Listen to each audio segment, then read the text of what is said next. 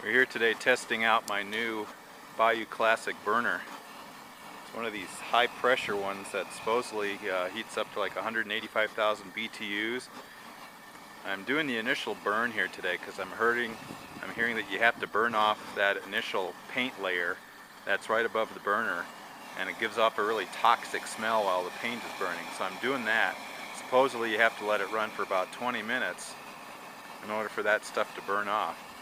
You can hear it's got quite a jet sound, not overly loud, but loud enough to you can hear it from a ways away.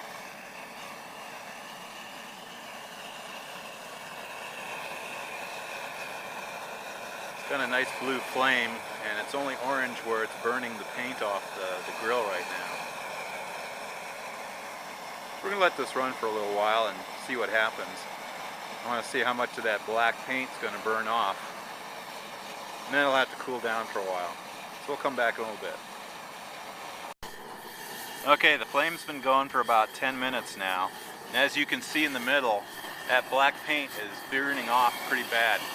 And it's turning white. And I think it's flaky and getting real ashy. So that's really the ash from the black paint. And so it's going pretty good right now. But I just want to make sure that I can burn off as much as I can during this first burn and making sure it's going to work properly. There's this little adjustment here you can adjust with a screwdriver to see how much air is going to intake and what the flame looks like. Right now the flame is pretty much blue. I don't know if you can see in this video, but there's a nice blue flame coming out of there. I can feel the heat from about 3 feet away. Every so often the wind blows it over here. But I think that's going to have plenty of energy here to get a 15-gallon bucket of water cooking pretty good.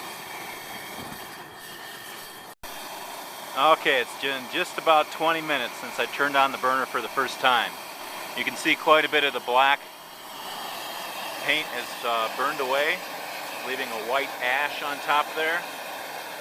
Still some of it flaking away. I imagine once we get a brew pot on top of here that even more of this black paint's going to peel off. But I wanted to get the initial stuff off first before I ever tried brewing. So the next step will be the brewing. I'm now going to turn it off. So we have a little needle adjustment here, and we also have the main one. I'm going to turn the main one off first, so I'm going to turn this to closed. Here the flame went out. Now I'm going to turn this needle valve all the way to the closed position. I imagine this is really hot. Get my screwdriver out here. You can see some of this flaked paint has really come off quite easily. So if you ever get one of these burners, I highly suggest that you break it in first before you put a brew pot on top. Otherwise you're going to get some really bad fumes coming up and possibly getting some of this paint ash inside your beer water, and you don't want that. Alright, so far I'm pleased with it. And again, this is the Bayou Classic SP10 high pressure burner.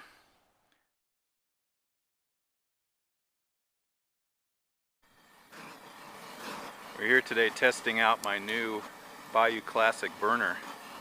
It's one of these high pressure ones that supposedly heats up to like 185,000 BTUs. I'm doing the initial burn here today because I'm hearing that you have to burn off that initial paint layer that's right above the burner.